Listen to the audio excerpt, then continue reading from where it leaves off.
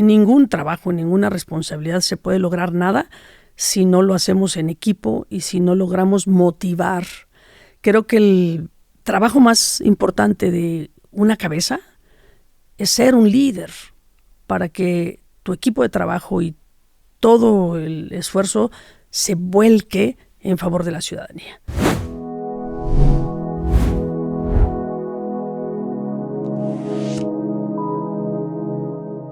Hola, soy Paco Araiza, defensor de los derechos laborales. Y en este breve espacio se cruzan historias, se hacen preguntas incómodas y se buscan soluciones reales. Esto es Palabra Clave.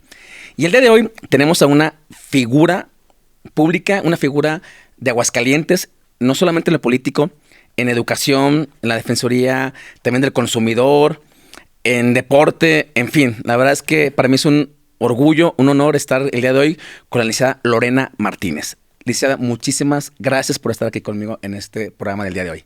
Al contrario, Paco, muchísimas gracias a ti y a todo tu equipo por la invitación. Para mí es un privilegio poder platicar contigo y, por supuesto, con todas y todos tus seguidores. Muchísimas gracias. Y pues obviamente este es un espacio donde nos gusta platicar con diferentes figuras. Y el día de hoy me gustaría primeramente platicar quién es Lorena Martínez. A ver, primero pues soy una mujer muy comprometida con el servicio público, es mi pasión, yo diría que eso es lo que me define. Me considero una profesional de la política y creo que en la vida, en el ramo que estemos, tenemos que esforzarnos por ser profesionales, por ser especialistas, por ser personas que nos preparamos todos los días. Y me defino así, como una política profesional que me he dedicado 40 años al servicio público. Y como pasión que tengo por el servicio público, me gusta prepararme todos los días para las distintas responsabilidades que la vida me ha dado. Y que son muchas, muy variadas, pero en todas he tratado de dejar huella, ¿no? Sí, de hecho, estuve revisándola desde hace muchos años, pero me di la tarea de revisar su biografía y la verdad es que hubo cosas que no conocía y que la verdad me llamaron muchísimo la atención. Y este programa se llama Palabra Clave, entonces una de las preguntas principales o primarias es, en una palabra, en lo personal o en lo profesional, que la pueda definir, ¿cuál sería? Guerrera. Guerrera. ¿Por qué guerrera? Porque de verdad a mí me ha tocado ser una guerrera en la vida, porque cuando yo inicié en la política, Paco, no existían estas condiciones tan favorables para que las mujeres pudiésemos acceder a los cargos de responsabilidad política. Me tocó vivir una época donde todavía en mis inicios en el PRI había solo una posición política para las mujeres, una. De todo el Congreso era una, alcaldías evidentemente no había la posibilidad. Entonces me tocó una época en la que teníamos que pelear permanentemente por abrir los espacios para las mujeres. Y lo hicimos cuando no había cuotas, cuando no había leyes que nos garantizaran el acceso de manera directa. Y ahí aprendí que había que ser una guerrera para poder avanzar, que había que tumbar paredes, que había que tocar puertas y no rendirte nunca. Y me forjé pues como una guerrera en la política.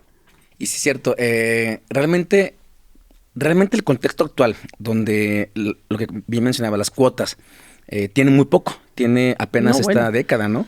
No, muchísimo menos. Yo creo que la primera reforma que se dio para la inclusión de las mujeres paritarias en el del 50, pues debe tener no más de 5 o 6 años, ¿sí? A mí me tocó cuando empezamos en 1995, la primera reforma dentro del PRI para poder acceder en el 70-30, es decir, en lugar de 50-50 era 70-30. Y todavía existía el truco de que te nombraban un varón de suplente de la mujer y luego le hacían renunciar a las mujeres para que subieran los varones, ¿no? Esos tipos de prácticas patriarcales, pues me tocó vivirlas muchos años. Esta lucha es una lucha muy larga, que finalmente ha rendido frutos, y me parece que hoy, Paco, estamos ya en un dilema donde no tiene que ver con el número de personas, de mujeres que acceden a los cargos de elección popular, sino los perfiles de las mujeres que acceden a los cargos de elección popular, ¿sí? Porque muchos partidos, en el afán de cumplir con la cuota, y no le abren a las mujeres las puertas oportunamente para que se preparen, para que se fogueen, para que vayan haciendo escoleta y cuando accedan a un cargo de responsabilidad lleguen lo suficientemente preparadas para asumir una responsabilidad que es mucho más que el mero cargo. O sea, al final hay un tema importante, que cuando tienes en tus manos el poder, tienes que saber qué hacer con él. Sí.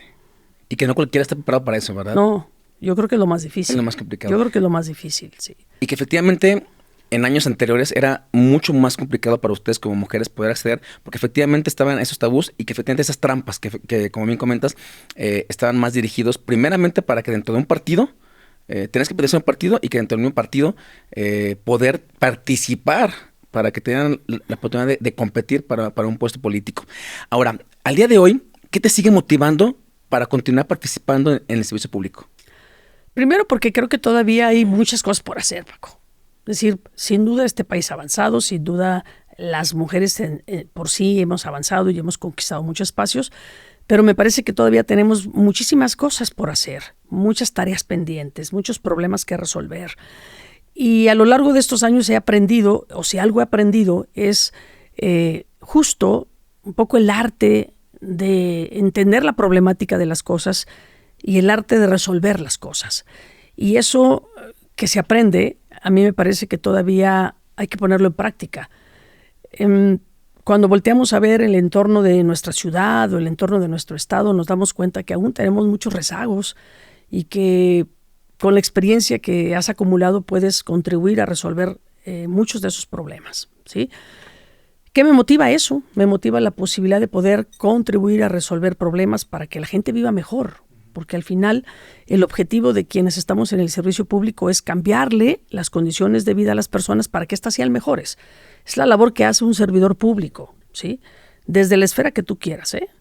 Si te toca barrer la calle, al final sabes que haciendo tu trabajo y haciéndolo bien, pues vas a contribuir a una ciudad limpia, donde los ciudadanos y ciudadanas se van a sentir mejor y donde vamos a generar una mejor imagen de la ciudad, ¿sí? Si te toca ser, como en mi caso me tocó ser presidenta municipal, sabes que tu responsabilidad es hacer que en la ciudad donde viven tus compatriotas, o sea, tus paisanos, pues sea un lugar donde la gente pueda vivir segura, donde la gente pueda vivir tranquila, donde te puedas mover de manera ágil dentro de tu ciudad, donde puedas tener los servicios públicos, que sea una ciudad atractiva para las inversiones, que puedan generar empleos bien pagados. Es decir, tú sabes la tarea que tienes por hacer, ¿no? Sí. Y hoy creo que todavía hay muchas tareas pendientes que hay que hacerlas.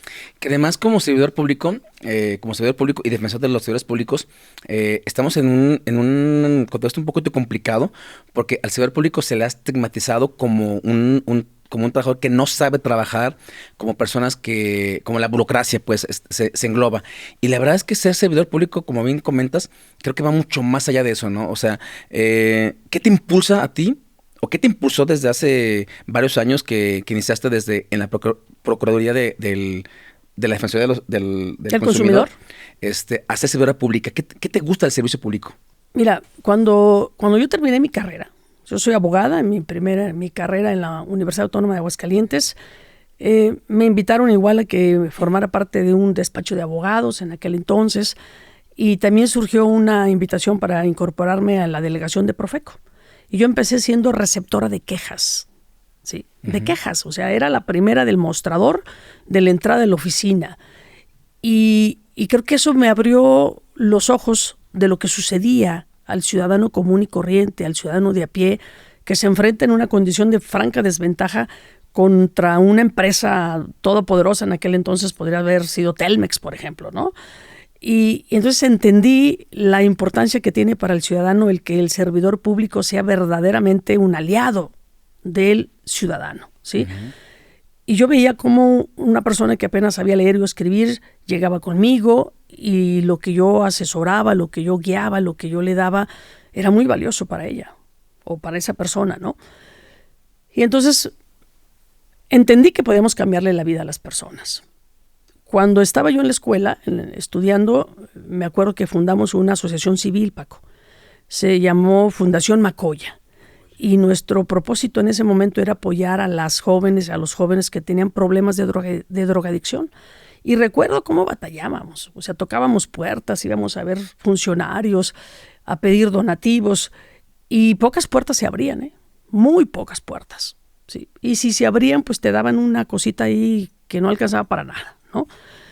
Entonces, cuando llegué a ser delegada de Profeco, que tampoco era un cargo tan importante, pero ya era un cargo que te daba cierto poder, yo levantaba el teléfono y le marcaba al presidente municipal y el presidente municipal me tomaba la llamada. Y entonces entendí la importancia del poder. Y que cuando pones el poder en buenas manos, eso te puede ayudar a transformar la vida de las personas para bien. Y entonces entendí que si yo quería cambiar las cosas y si yo quería mejorar la vida de las personas, había que tener poder, Paco, porque entonces podíamos hacerlo mucho más rápido. Uh-huh. Y entonces sí podíamos transformar la vida de las personas.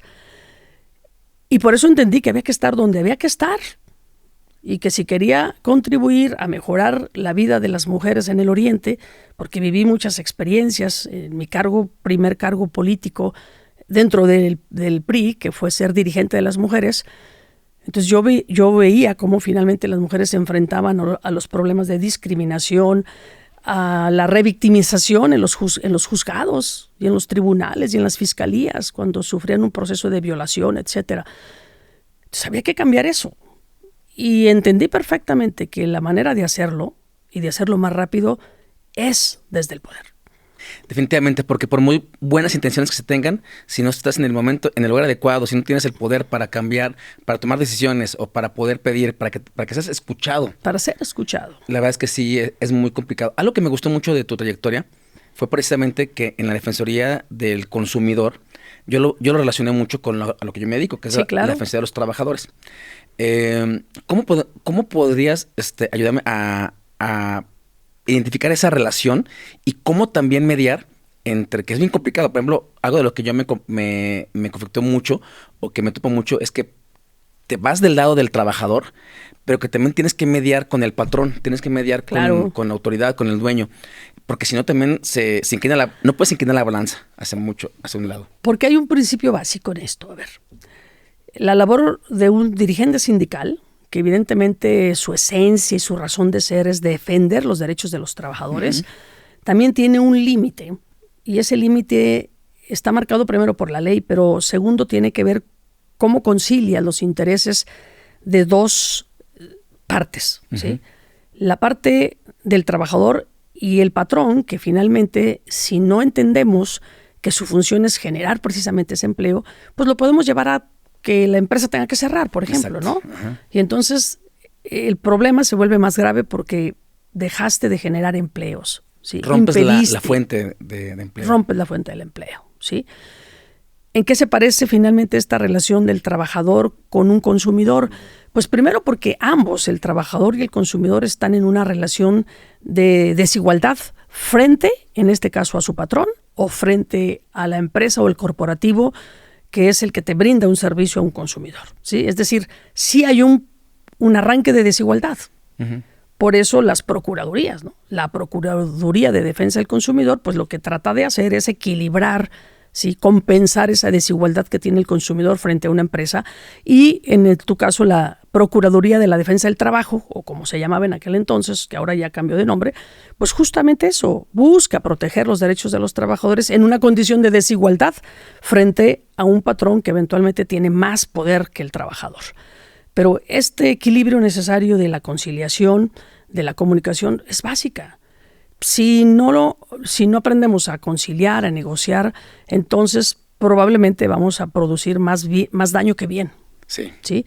Y creo que la magia y la ciencia de un buen dirigente sindical es entender su rol. Y su rol es sí defender los derechos de los trabajadores en comunicación y equilibrio para mantener la fortaleza de las instituciones o, en su caso, preservar el trabajo, el empleo de quien necesariamente pues lo va a necesitar, ¿no? Entonces es una magia importante la de ustedes. Sí, porque es defender a los trabajadores, obviamente buscar que tengan mejores condiciones, claro, pero efectivamente sin patear el pesebre y sin hacer que el patrón, la dependencia, pueda llegar a tronar, porque efectivamente se acabaría. Creo que sin exigir más allá de lo posible. Exactamente. Sí, porque si no, entonces lo que vamos a provocar seguramente es el rompimiento, la quiebra de la empresa o eventualmente la parálisis del servicio público, ¿no? Exactamente. En el servicio público y en general, ¿verdad? O en general. En todo lo laboral.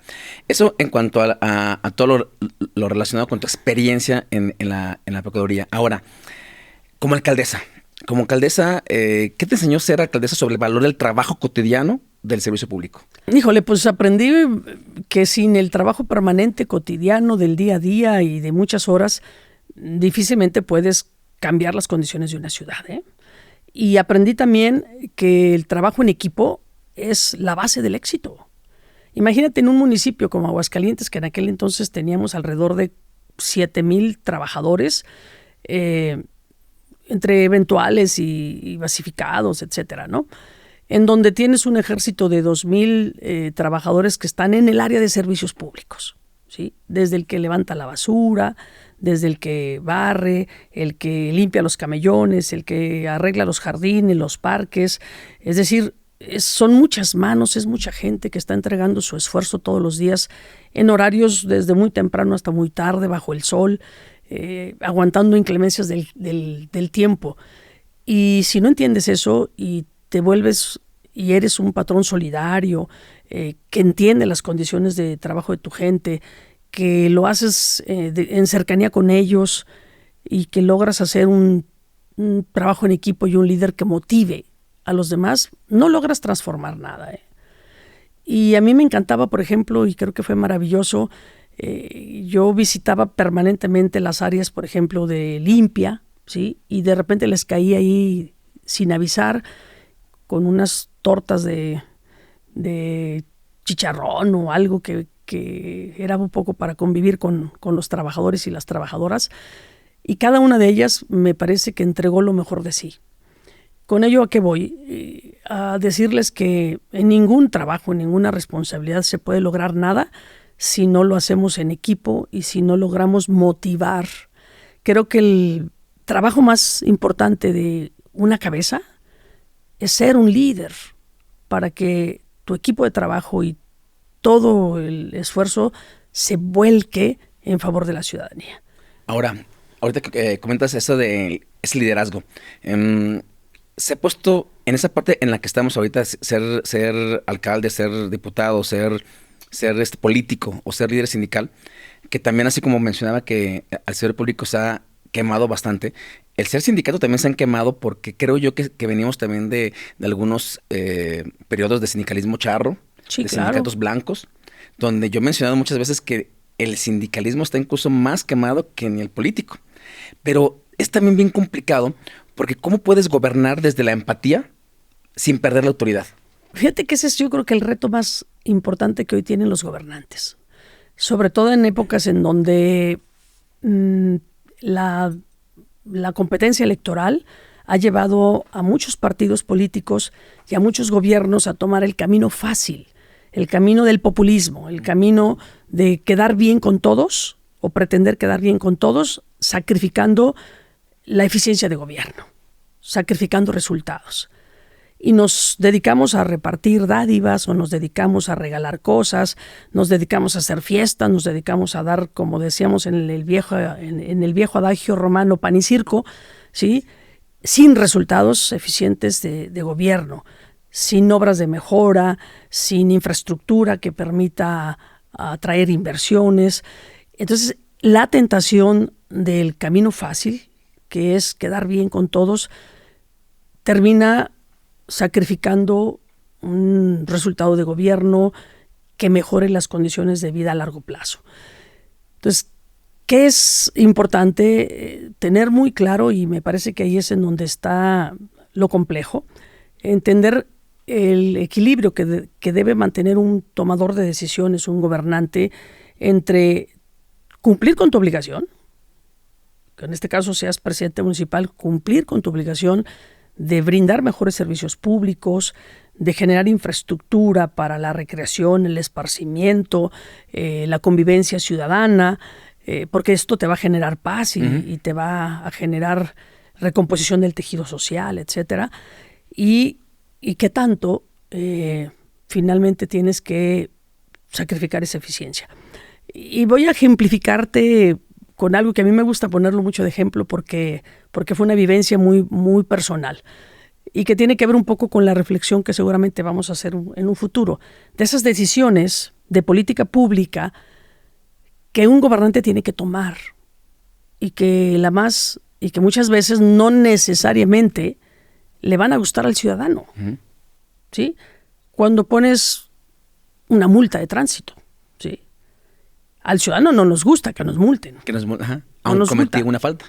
No nos gusta, pero al final del día se tiene que hacer porque es la única manera como puedes tú ordenar y respetar el derecho del otro o de la otra persona, ¿sí? La otra persona tiene derecho a que le respetes el espacio de su banqueta para poder entrar a su cochera, ¿verdad? Y pues no le gusta que llegue la autoridad y te ponga la grúa y te lleve el vehículo. Bueno, esas son de las decisiones que el gobernante tiene que hacer, pero los gobernantes tenemos un principio básico. Estamos obligados a cumplir con la ley, ¿sí? Y eso es lo que me parece que hemos perdido en los últimos años y hemos optado por el camino más facilito, que es ganar votos sin cumplir con nuestra obligación. Se ha convertido en algo más importante el populismo, como bien lo mencionabas, y la polarización. Creo que es un tema también que últimamente se ha abusado de polarizar entre que si eres de un lado o eres de otro, entre que si eres rico o eres pobre, entre que si votas por un lado o votas por otro color. Creo que en ese tema precisamente a mí se me hace muy importante porque ahorita que mencionabas en el tema ya como alcaldesa de lo que es gobernar, de lo que es administrar, pareciera que a veces se preocupa más ya el político por hacer campaña, solamente campaña, y precisamente en el tema que más importante que será gobernar, ¿qué espacio queda realmente para la política ética y humana? Y no tanto popular y polarizada. Queda poco espacio en la medida de que estamos inmersos en un permanente estado de ratificación del voto, ¿sí? Convencer Convencer y ganar. Entonces, creo que México tiene necesariamente que entrar a una reflexión profunda de su sistema democrático y tendremos que estar discutiendo qué tan importante es estar ahora con el tema de la revocación, por ejemplo, ¿no? Entonces, hicimos una reforma para permitir la reelección, por ejemplo, en el caso de diputados, en el caso de alcaldes. Yo hoy me pregunto si no sería más eficiente, en lugar de estar haciendo reelecciones cada 3 años, ampliar el periodo de gobierno, para que no tengas que estar interrumpiendo tu función de gobernante para entrar a una elección otra vez, ¿sí? Y evitar lo que acabas tú de decir, Paco. Estás gobernando, entre comillas, pero siempre pensando en la siguiente elección, ¿sí? Hemos perdido la visión de estadistas por estar pensando en la elección del año siguiente. Sí. Y me parece que a México le urge recuperar la visión de estadista de sus gobernantes, dejar de pensar en las elecciones para pensar en las generaciones. Ese es un gran reto que tiene este país, ¿eh? Y ojalá de verdad entrásemos a discutir estos temas que son de fondo y que tienen que ver en cómo podemos lograr gobiernos más eficientes, más eficaces de resultados, que resuelvan los problemas que la gente necesita ser resueltos. Súper importante lo que cuentas. De hecho, precisamente con este mundo tan globalizado, y luego estando tan cerca de un país como Estados Unidos, donde la política también se ha globalizado, donde un cambio de un país lejano como China se afecta aquí en México, donde en el propio México es muy diferente. Antes lo que pasaba en el sur no afectaba tanto lo que pasaba en el centro. O sea, estamos ya completamente globalizados. Lo que pasa en un lado afecta en otro. ¿Qué tipo de liderazgo se necesita en México el día de hoy? A ver, primero tiene que ser un liderazgo que entienda lo que está sucediendo en el mundo, ¿sí? Y que entienda estos efectos que se generan entre lo que sucede en una parte y sucede en otra. Y eso obliga a que los liderazgos tengan que ser liderazgos con una gran capacidad de asimilar el cambio, ¿sí? De asimilar el cambio y con una capacidad de adaptación. Porque si no corremos el riesgo de ser rebasados y finalmente quedarnos aislados y retroceder en mucho de lo que hemos avanzado. Si afortunadamente creo que hoy pareciese que hay por lo menos una visión más amplia de lo que sucede en el mundo, y la presidenta Sheinbaum me parece que está tomando justo una visión más clara de lo que hay que hacer, por la practicidad que se necesita, Paco. A ver, México exporta, el 90% de sus exportaciones las hace Estados Unidos. El 90%. El 90% de sus exportaciones, ¿sí? Es decir, la economía de México, depende. Nos guste o no nos guste, hoy por hoy depende en muchos sentidos de la economía de Estados Unidos. De no firmarse la revisión del Tratado de Libre Comercio o el TECMEC, como ahora le llamamos, por supuesto sería un golpe terrible para la economía de México, ¿sí? Para las empresas mexicanas, para los empleos, ¿sí? Perderíamos seguramente muchos empleos. Entonces quiere decir que quien hoy lidere a este país tendrá que entender los efectos de la política global para que a México le vaya bien, ¿sí? Y lo mismo sucede a nivel de un Estado, Paco. Lo mismo sucede a nivel de un gobernante, de un gobierno, de un Estado. Tiene que entender lo que está sucediendo en el país y tiene que entender lo que está sucediendo en el mundo, ¿sí? En el mundo, porque finalmente las empresas que están en Aguascalientes, las que vengan eventualmente a Aguascalientes, están ligadas por vía del mercado internacional con otros contextos, con otros países. ¿Qué necesitamos? Liderazgos visionarios, liderazgos abiertos, con capacidad de adaptación y, por supuesto, con una gran capacidad de dinamismo, de moverse, de generar alianzas, y que hacia arriba generen muchas alianzas y hacia abajo, sí, mantenga una permanente comunicación y con los pies en la tierra. Sí, ahorita le comentas de adaptación. Creo que ya en los momentos, y mencionaba yo el tema de la polarización de izquierdas y derechas. Creo que para un mundo que cambia tanto, tan rápidamente, hablar de ponerte una playera de un X color, pero estar de izquierda o estar de derecha, creo que ya no empata en la política actual, no solamente de México, de todo el mundo. A ver, a mí me parece que hoy las ideologías están por demás rebasadas, Sí. Absolutamente rebasadas. Porque de entrada, a ver, creo que ya en el 90% del mundo, casi todos los gobiernos han entendido que la dinámica de la economía sí tiene que ver evidentemente con un modelo capitalista. Incluso China mismo, ¿sí? Hoy por hoy yo podría decir que China sin duda tiene un modelo capitalista sustentado sobre un régimen no democrático. Ese es otro tema. ¿Sí? Pero al fin de cuentas finalmente es la competencia, ¿sí? Basado en la competencia, basado evidentemente en la productividad. Entonces, eso creo que ya está fuera de discusión. ¿Qué nos divide en términos ideológicos? Pues nos divide en temas que más tienen que ver con la vida de las personas, es decir, con su identidad personal. Y entramos a temas que si el aborto, que si el matrimonio igualitario, que me parece que esos son temas absolutamente personales y son de decisiones de las personas, ¿sí? Conforme a sus principios, a sus valores, a cómo te educaron, a lo que crees, a tus creencias religiosas o no. Y entonces eso deberíamos dejarlo en la esfera de las personas, ¿sí? Y muchas veces nos dividimos por temas que hoy me parece que ya no deberían formar parte de estas agendas, sino concentrarnos en temas de gobiernos eficientes y eficaces con resultados, ¿sí? Y creo que tiene más que ver con ideologías, tiene que ver con personas. Sí, ahorita haciendo un paréntesis, ahorita que mencionas precisamente de las políticas que se usan de abortos, yo acabo de pasar por una situación de mi papá, que precisamente platicando con un amigo yo le comentaba sobre el tema de la eutanasia. Se habla mucho del aborto y decía, ¿por qué no trabajar también el tema de la eutanasia? ¿Por qué sigue siendo un tema? Y me estoy yendo un poquito fuera de contexto, pero por lo que acabas de platicar. Creo que el tema de decidir sobre terminar tu vida, obviamente bajo condiciones muy establecidas, ¿no? Claro. Pero yo lo veo todavía mucho más humano el legislar para que se pueda aprobar la eutanasia. Yo vi sufrir a mi papá en los últimos 45 días, que me daba un odio, o sea, ver contra la vida, verlo sufrir así. Decía, ¿qué necesidad tiene? O sea, ¿qué hizo en vida como para que tenga que sufrir su muerte? Y de ahí me ha generado mucho como una lucha interna, de decir, ahí sí es tu cuerpo, es tu vida. Ahí sí creo yo que deberíamos legislar también para que el tema se deje de moralizar y que de veras se legislara en base a legislar la eutanasia? Se debe legislar, definitivamente. Y me parece que es un tema que se debe dejar en la esfera de la persona, de la individualidad, de sus creencias, de sus valores. Y será una decisión personal de cada quien si hacerlo o no hacerlo, ¿no? Sí, pero bueno, eso fue como un paréntesis por lo que comentabas.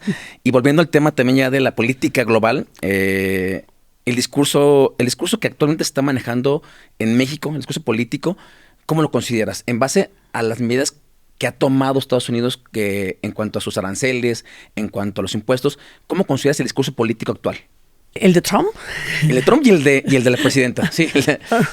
A ver, me parece que el presidente Trump está haciendo lo que le corresponde hacer. Es decir, está haciendo lo que le conviene a su país.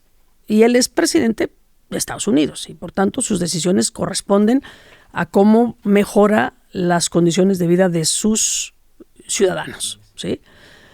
No nos gusta, pues no nos gusta porque eventualmente nos pasa a afectar a muchos otros países, pero finalmente pues su responsabilidad es entregarle buenas cuentas a sus electores, ¿no? ¿Qué le corresponde a México? Pues sin duda creo que en ese sentido la presidenta Sheinbaum ha entendido precisamente que la dinámica del presidente Trump pues nos corresponde a nosotros adaptarnos en lo que nos conviene también, ¿sí? A México le conviene que se ratifique el TECMEC, sí le conviene. ¿Por qué?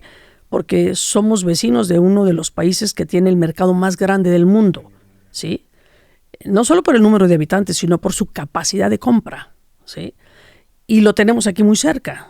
Entonces, para México es un socio estratégico y, por tanto, creo que estamos obligados y la presidenta estaría necesariamente obligada en términos de resultados a generar una alianza y dar las facilidades cumpliendo los condicionamientos que hoy por hoy nos establece el tratado. Por cierto, que tienen que ver muchos con el tema laboral, ¿sí? Con el incremento de los salarios de los trabajadores, para que no sea una competencia desleal el que al trabajador le paguen un salario miserable en México, ¿sí?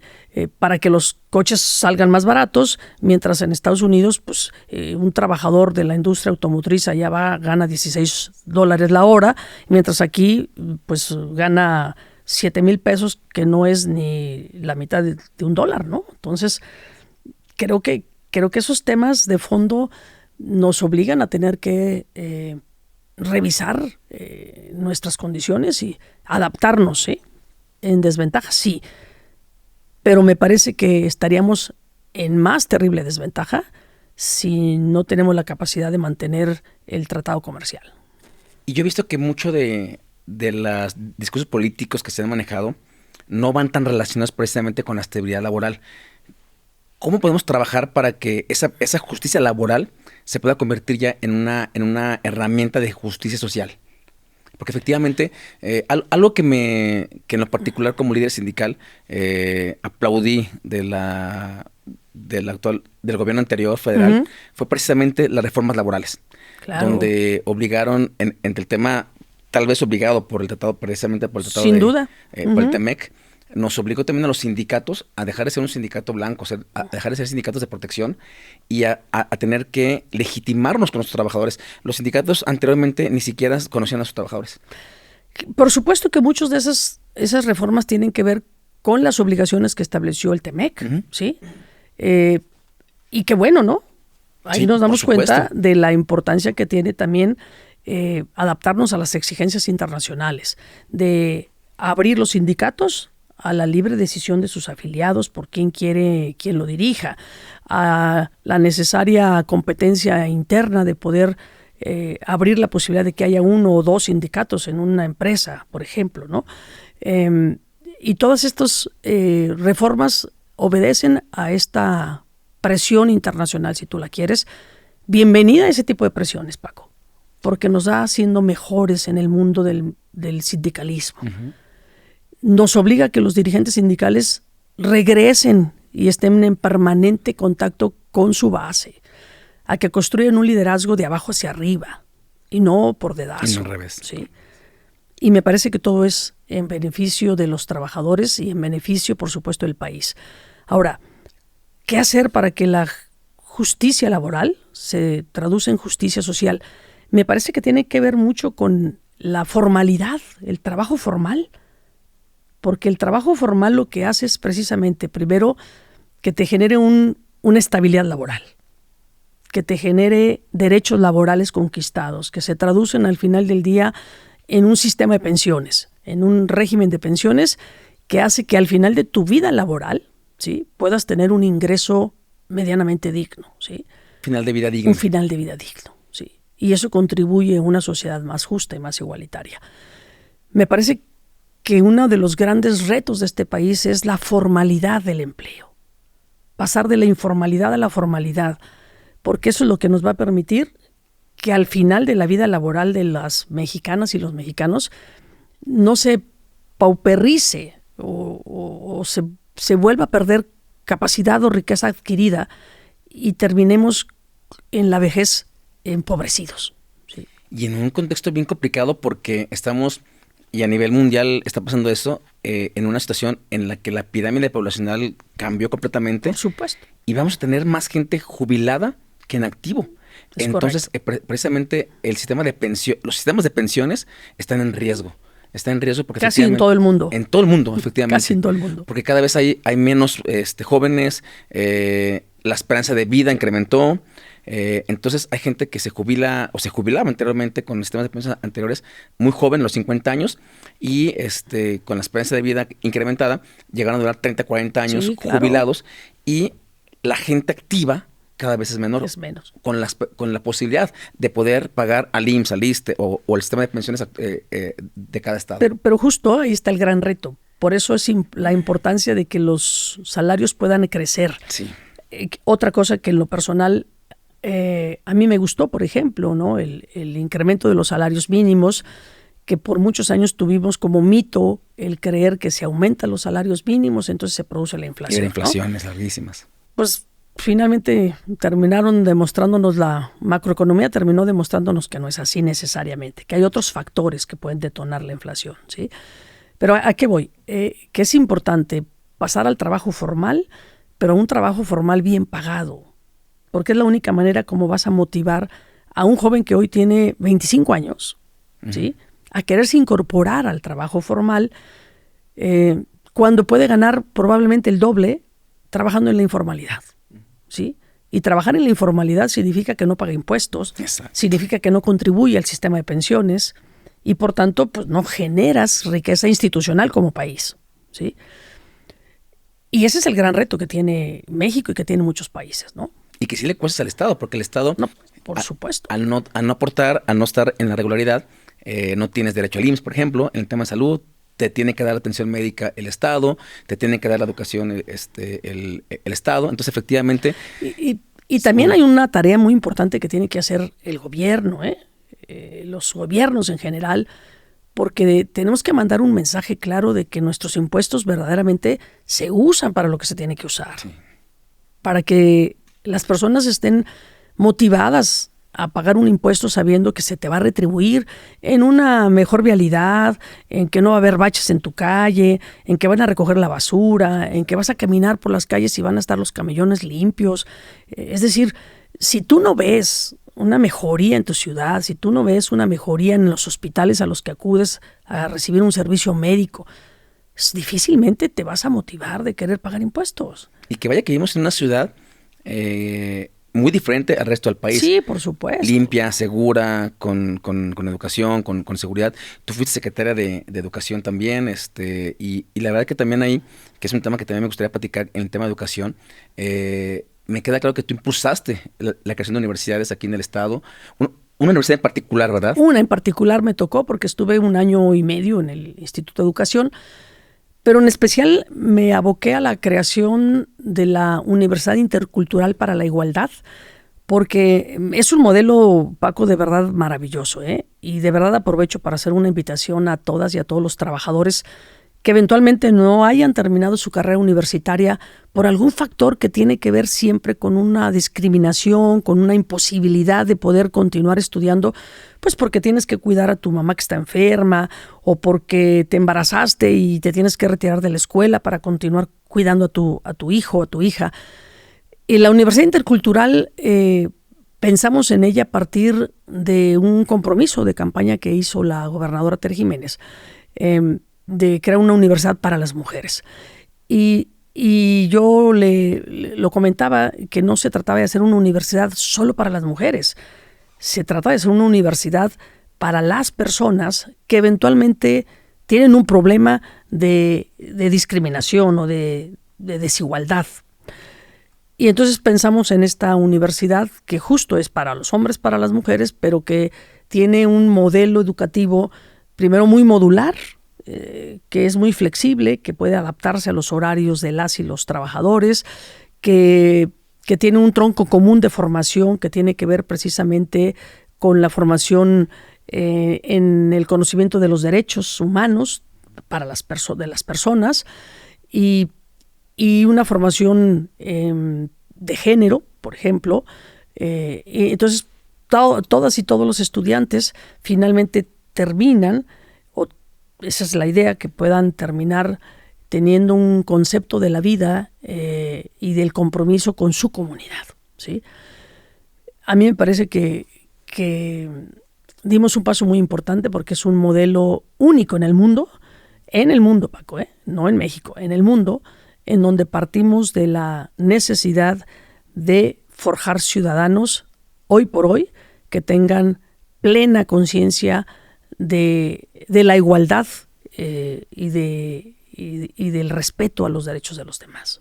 A mí me gustó mucho ese concepto porque precisamente creo que trata de nivelar el piso, porque por ejemplo a todos nos encanta el discurso de decir que las posibilidades son las mismas para todos, que en esta vida si le echas ganas vas a salir adelante, y efectivamente no es cierto. No es lo mismo para un estudiante llegar a los 18 años siendo hombre, teniendo la posibilidad de poder estudiar nada más sin tener que trabajar, tener posibilidad de transporte para poder llegar cerca a mi escuela, tener un contexto de alimentación, de preparación, de bla, bla, bla, contra una persona que tal vez está embarazada, que tal vez para poderse ir a la universidad tiene que manejar o tomar tres camiones. 3 horas. Exactamente. O el niño que tiene que caminar 3 kilómetros para llegar a su escuela. ¿Sí? Y llega desnutrido, no puede tomar un desayuno correcto. No, claro que no es cierto. Digo, ojalá fuera real. Ojalá fuera real, pero no es así. México es un país de profundas desigualdades sociales. Esa es una realidad. Completamente. Y el gobierno y los estados estamos obligados a hacer todas aquellas acciones que permitan compensar esas desigualdades. Compensar esas desigualdades significa esto. A ver, ¿cómo generamos condiciones para que el niño que vive en una comunidad a la que tiene que caminar 5 kilómetros para llegar a su escuela, cómo le hacemos para que ese niño vaya verdaderamente a la escuela? Para que vaya en condiciones de suficiencia alimenticia, para que cuando termine su primaria pueda acceder a la secundaria sin un obstáculo, porque ya la secundaria a lo mejor le queda todavía más lejos. ¿Sí? Pero luego llegas a la universidad y es todavía más dramático, pues, porque entonces ya la gratuidad de la educación superior es un poco un mito. ¿Sí? La Universidad Intercultural tiene becados a sus estudiantes al 100%. ¿Por qué? Porque estamos hablando de esas mujeres, de esos hombres que justo por su condición de precariedad, de desigualdad, de discriminación, no podría pagar una colegiatura, ¿sí? Entonces, claro que los estados gobiernos, los gobiernos están obligados a hacer acciones que permitan compensar esas desigualdades. No sé si te recuerdas, Paco, porque tú eres muy joven, pero hace muchos años había un programa muy hermoso que se llamaba Arranque Parejo en la Vida. No recuerdo. Nunca lo escuché. Arranque Parejo en la Vida. No recuerdo si fue, no sé, a lo mejor hace 30 años, y era un programa maravilloso porque justo partía de reconocer que cuando nací cada uno de nosotros, las condiciones de arranque de nuestra vida son muy distintas. Hay el niño o la niña que nace en las mejores condiciones, en una casa donde tiene todas las comodidades, donde puede ir a un colegio privado, y donde recibe una educación quizá de mejor calidad o desde niños aprenden varios idiomas, etcétera, ¿no? O aquel niño o aquella niña que nace en el seno de una familia con muchas carencias, ¿sí? Y no solo carencias económicas, carencias afectivas, carencias de amor, de muchas cosas que son lo que engloba la formación del ser humano. Entonces, ese programa, justo de lo que se trataba era cómo compenso, o qué tengo que hacer para compensar estas condiciones de arranque, para que este niño o esta niña que nace en condiciones de profunda desigualdad, con otra que tiene las mejores condiciones, arrancando, ¿sí?, puedan competir después por los mejores empleos. Exacto. Sí, porque se romantiza pensar que todos tenemos las mismas posibilidades y que todos pueden llegar tan alto como quisieran. Cuando efectivamente, si no están esas condiciones... Como no. Hay, por supuesto, casos admirables. Ajá, y hay, como podríamos decir, garbanzos de a libra, que efectivamente una mujer, un hombre que nació y creció en condiciones de mucha marginación, lograron revertir eso y han llegado a ser hombres muy exitosos y multimillonarios. Claro que los hay. Y muchas y muchos seguramente provenimos de familias en donde hoy podríamos decir que estamos mejor que antes, ¿sí? Porque también nos tocó vivir quizá una época donde este país generaba muchas oportunidades, ¿sí? Pero no son la generalidad, ni son la mayoría, ¿sí? La realidad es que la mayoría no va a avanzar al ritmo de los que estén en mejores condiciones si no hay este esfuerzo del gobierno de compensar y de equilibrar. Por eso hay acciones y luego se cuestionan mucho, pero por lo menos yo sí las comparto. A ver, a mí me gusta y me encanta la beca Benito Juárez, ¿sí?, la que se le entrega a los jóvenes que están estudiando el bachillerato, ¿sí?, porque sí es una manera de que los jóvenes permanezcan en el bachillerato. Porque finalmente es el grado de escolaridad con mayor deserción. Entonces, sí, ¿qué tenemos que hacer? Empujar para que las y los jóvenes permanezcan en el bachillerato, aunque sea por la beca, pero que estén ahí, porque estando ahí van a aprender, porque estando ahí se van a formar, porque vas a brincar la edad más compleja, la adolescencia, de los 12 a los 15, ¿sí? Y luego de los 15 a los 18, que es donde perdemos a cuántos jóvenes. Ahí terminando la secundaria, 15 años. ¿Sí?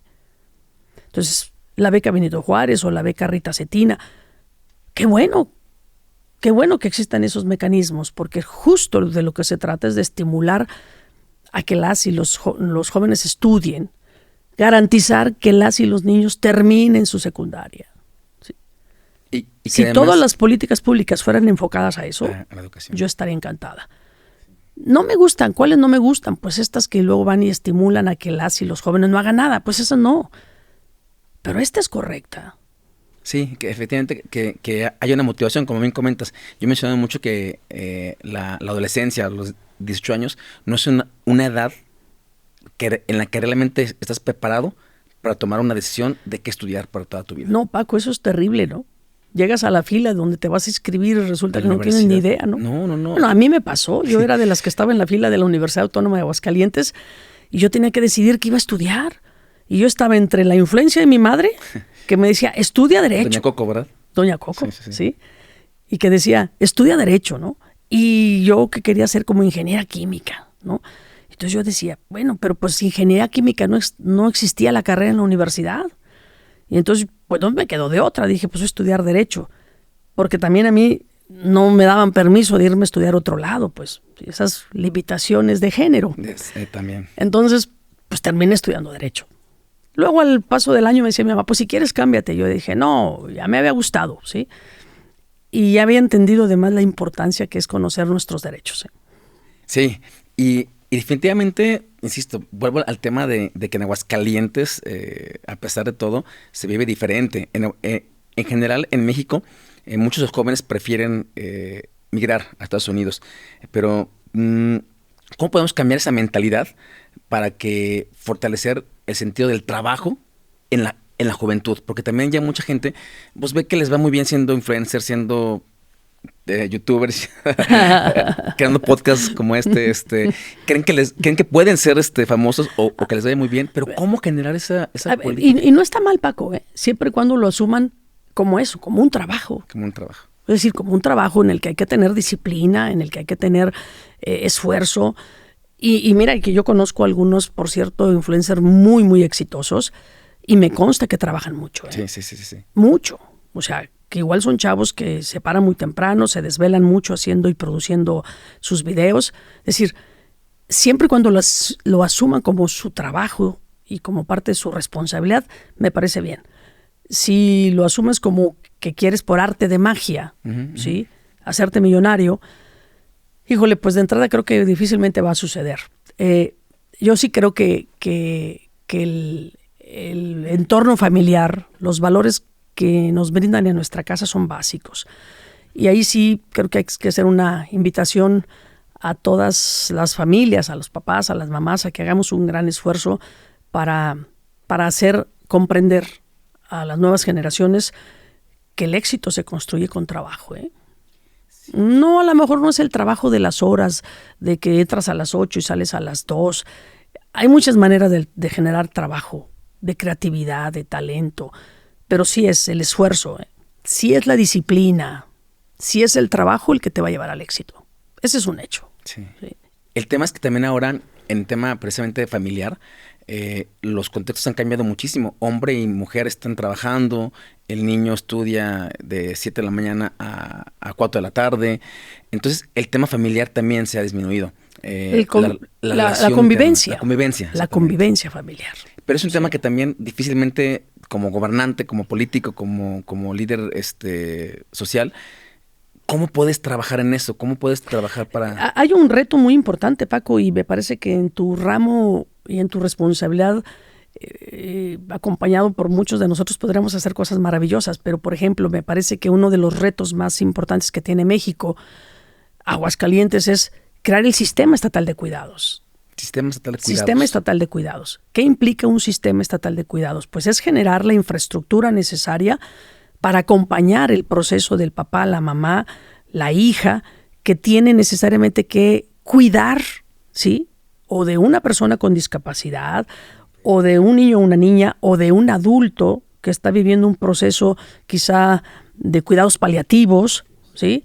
Y que al final del día no hay una estructura de servicios que faciliten la vida de quienes tienen el rol de cuidadores, ¿sí? El Sistema Nacional y el Sistema Estatal de Cuidados me parece que es una de las herramientas y de los esquemas más urgentes que pueden mejorar la vida de las personas y que puede generar condiciones de igualdad para poder salir adelante de manera mucho más fácil. Y esto tiene mucho que ver con la calidad de vida que se debe dar en el entorno de la familia. Es decir, ciertamente son menos horas de convivencia familiar, pero qué diferente sería, Paco, si por ejemplo la mamá que va a trabajar y el papá que van desde las 7 de la mañana a las 4 de la tarde, y en lugar de que tengan que llegar en la tarde a lavar, a planchar, a limpiar la casa, a hacer una serie de tareas domésticas que no le da tiempo para estar con sus hijos. Qué diferente sería si la mamá, después de trabajar, pasa y en una estación de servicios del Sistema Estatal de Cuidados tiene una lavandería, ¿sí? O puede pasar y dejar su ropa ahí y cuando regrese del trabajo, la ropa está limpia.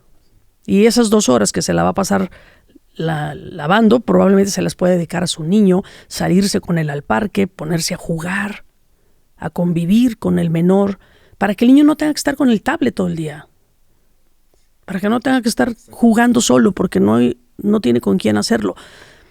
De verdad, creo que es uno de los retos más importantes de los tiempos contemporáneos, trabajar mucho para generar el Sistema Estatal de Cuidados y el Sistema Nacional. Muy interesante, porque efectivamente luego se trabaja más en medidas políticas que vendan más, como alguna obra, como alguna construcción, y efectivamente esto tal vez políticamente no generaría tanto impacto, pero yo también considero que eso cambiaría la vida. Estoy segura que generaría un gran impacto.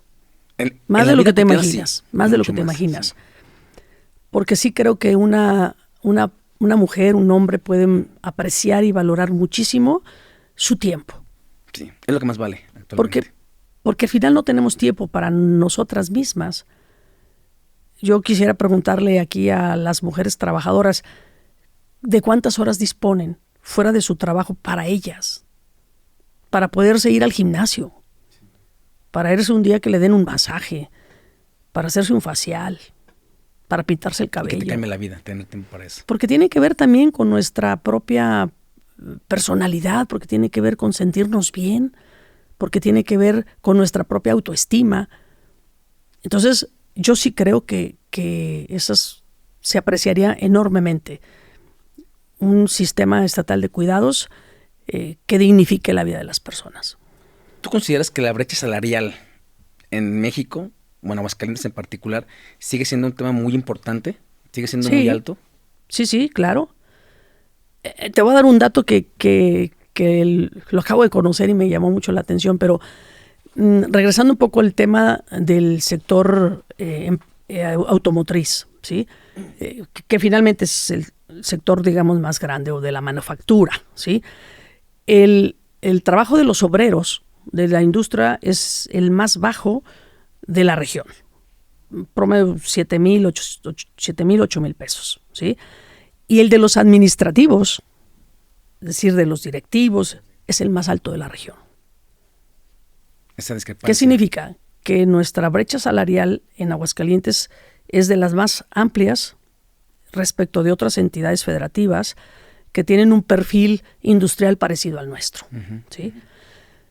Por supuesto que tenemos que trabajar en ello, y tiene mucho que ver con elevar la competitividad de nuestras empresas. Y para elevar la competitividad de nuestras empresas, es decir, para que sean mejores negocios y puedan dar mejores salarios, tenemos que hacer lo necesario para que ellos puedan reducir sus costos en otras cosas. Te voy a poner un caso, un ejemplo. A ver, ¿cómo puede reducir sus costos de generar un automóvil aquí la industria automotriz? Pues seguramente si reducimos el tiempo de traslado de las unidades terminadas al puerto de Manzanillo. Se reduce el ¿Sí? costo. Reduces costos. Y si reduces costos, pues obviamente puedes tener un margen de utilidad más amplio y puedes dar un mejor salario, ¿sí? ¿Cómo puedes reducir costos? Pues seguramente puedes reducir costos si das un incentivo fiscal, ¿sí? Aplicado al salario, por ejemplo.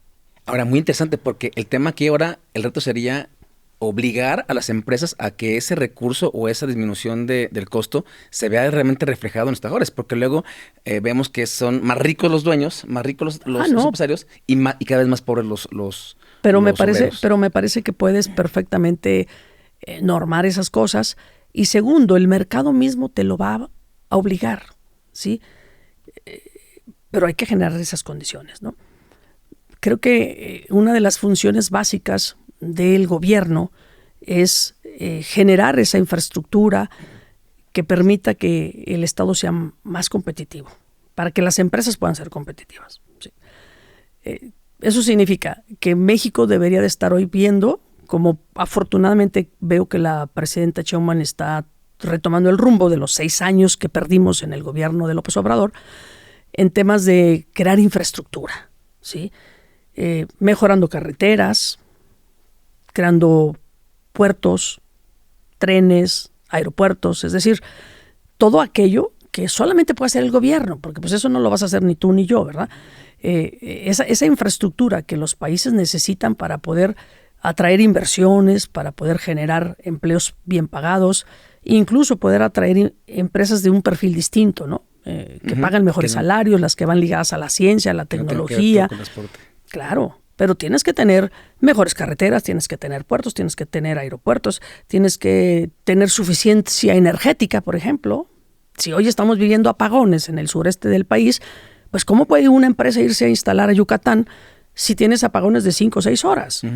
Suficiencia energética básica, si no el país no puede salir adelante. Si tú vas hoy a Venezuela, te vas a dar cuenta que Venezuela puede durar una semana sin luz, ¿sí? En una región. ¿Qué empresa va a querer ir a instalarse a Venezuela? No tienes energía. Esas son las cosas que todos los gobiernos tienen que hacer. Es su tarea básica, ¿sí? El tiempo se hace demasiado corto contigo. Hay muchas más preguntas que quisiera hacerte, muchas más. Pero, a ver, quiero aprovechar este tiempo contigo. ¿Qué significa para ti Aguascalientes? Yo sé que fuiste ya alcaldesa, que insisto que tus 40 años de vida pública se las has dedicado a Aguascalientes, que en el tema de defensoría al consumidor, en educación, estuviste también creo que en el INADE, lo que era antes Estuve INADE. en el INADE, fui de mis primeras responsabilidades y me tocó, por cierto, crear toda la infraestructura, casi toda, deportiva, de la ciudad deportiva, la alberca olímpica, el estadio olímpico, el auditorio olímpico en su momento para traer la primera Olimpiada Nacional Infantil. A ver, Aguascalientes para mí es mi pasión, es en donde yo me veo realizada haciendo cosas por Aguascalientes. Sí, sí, me queda claro, eres de las mujeres más influyentes en el estado, sin duda, y pues sí, me gusta mucho tu trayectoria y ese es un tema, Aguascalientes. Por otro lado, en el tema sindical, ¿cómo se puede ligar para que nuevamente el sector empresarial, el sector obrero, el sector sindical, vuelva a tener realmente presencia que considero que se ha perdido en los últimos años, que tengan realmente voz en las decisiones políticas del país y del Estado? A ver, yo creo que se ha perdido porque ustedes han querido que se pierda, Paco. Buen punto, sí. De verdad. Te la compro completamente. De verdad. Sí, los sindicatos hemos bajado la guardia, hemos bajado la mano. Pero no nomás los sindicatos, también los organismos empresariales han bajado su presencia. Me parece que han claudicado en una de sus funciones básicas, que es la lucha social, desde su trinchera y de acorde a sus responsabilidades.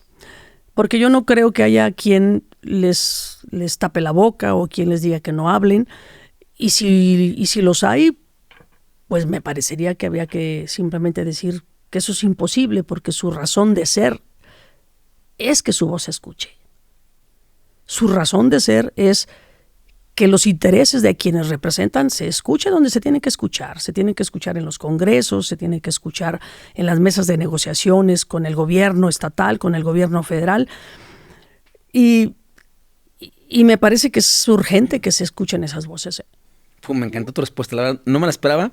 Y sí, de verdad, sí me sacó de onda tu respuesta, me encantó.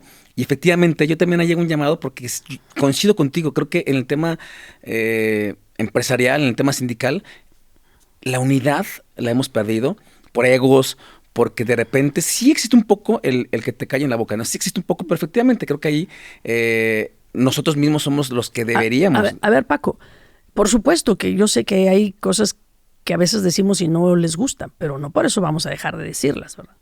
Si yo tuviera que callarme todo lo que a veces digo porque no les gusta, pues Lorena Martínez no existiría. No existiría. Me encantó tu respuesta. Lorena, híjole, de verdad, en serio, de verdad, faltaron como 800 preguntas más que te quería hacer. Te agradezco mucho por este tiempo. Me gustaría que me ayudaras con algún comentario final, algo que quisieras agregar de qué le depara a Aguascalientes en el futuro, de qué le depara a Lorena Martínez en el futuro.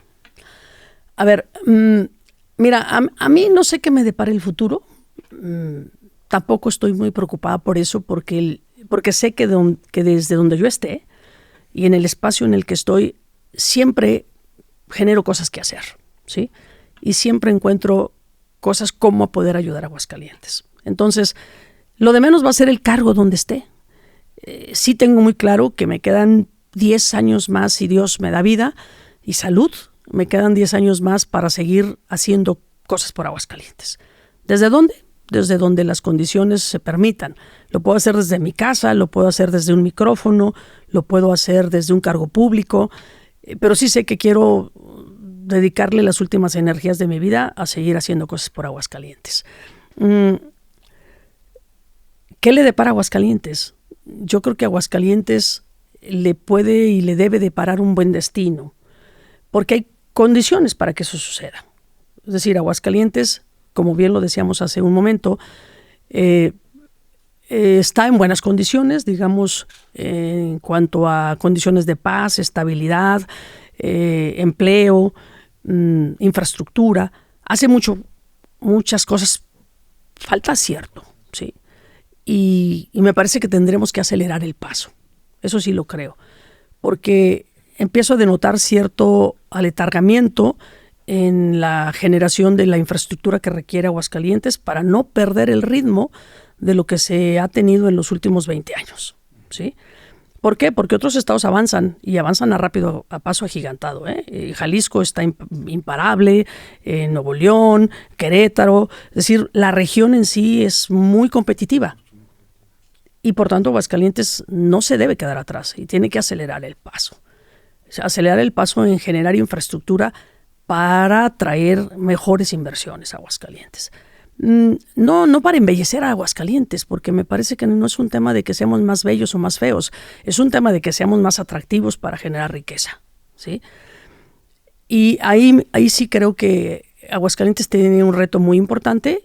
Las y los ciudadanos de Aguascalientes tendrán que ser muy inteligentes a la hora de decidir el futuro de Aguascalientes, hacia donde quieran empujar a Aguascalientes, ¿no?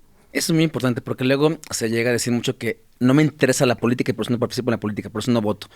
A quien no le interesa la política, a todos nos debería interesar la política. A porque, todos. Esté o no esté dentro de la toma de decisiones, el participar, el votar, de todos modos, influye en lo que va a pasar en mi entorno personal. No hablamos de familia, en mi entorno personal. No.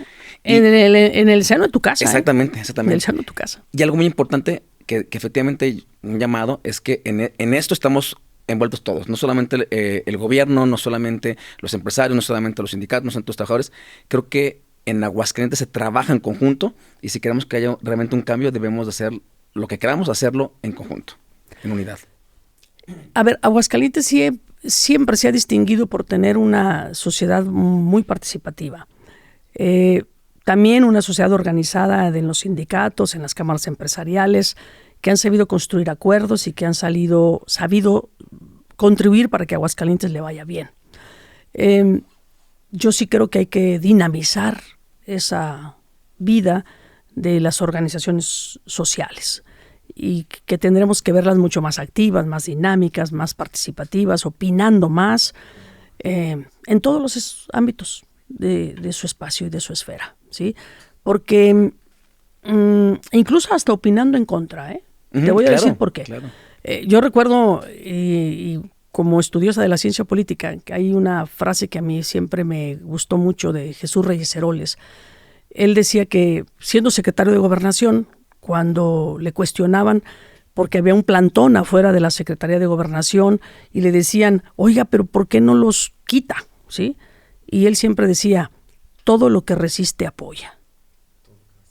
¿Qué significa eso? Significa que si dejamos aflorar las inconformidades y si dejamos ver lo que al ciudadano no le está gustando, entonces nos da tiempo de corregir. Entonces sabemos lo que realmente está pasando y podemos desde la toma de decisiones corregir el rumbo. Si no dejamos que hablen los que no están de acuerdo con nosotros, no nos vamos a dar cuenta de lo que está pasando. Es un maquillaje nada más. Es un maquillaje. Entonces no tenemos oportunidad de corregir el rumbo y de hacer las cosas de manera correcta. Nos podemos confundir, podemos pensar que todo va bien y que todo está bien porque acallamos las voces de quienes opinan diferente de nosotros. Y lo peor es que no la lleguemos a creer, ¿verdad? También. Eso y no la llevamos a creer. Entonces decía Reyes Heroles, todo lo que resiste apoya. Si hay una voz discordante o que piensa distinto a mí, hay que escucharla, porque seguramente nos va a prender el foco y entonces nos va a hacer reflexionar si estamos decidiendo lo correcto. Lorena, de verdad, muchísimas gracias por esto. No sé si quieras agregar algo más. No, hombre, agradecerte, Paco, de verdad, de la oportunidad. Enviarles un saludo de manera especial a las y a los trabajadores de Aguascalientes y, por supuesto, agradecer el espacio para estar en contacto y en diálogo con ustedes, ¿no? Muchísimas gracias. El día de hoy la palabra clave fue guerrera. De verdad, me quedé fascinado con esta mujer que acabo de conocer más profundamente, con Lorena Martínez. Mil gracias, Lorena, por tu tiempo. Sé que además andas en México y andas en todos lados. Te agradezco mucho por ese tiempo, te agradezco mucho por el tiempo que le diste no solamente a mí, sino para los trabajadores. A todos ustedes, agradecerles por su tiempo, invitarlos a que si les gustó este programa le den like, lo compartan y nos sigan en un próximo capítulo de Palabra Clave. Muchísimas gracias a todos.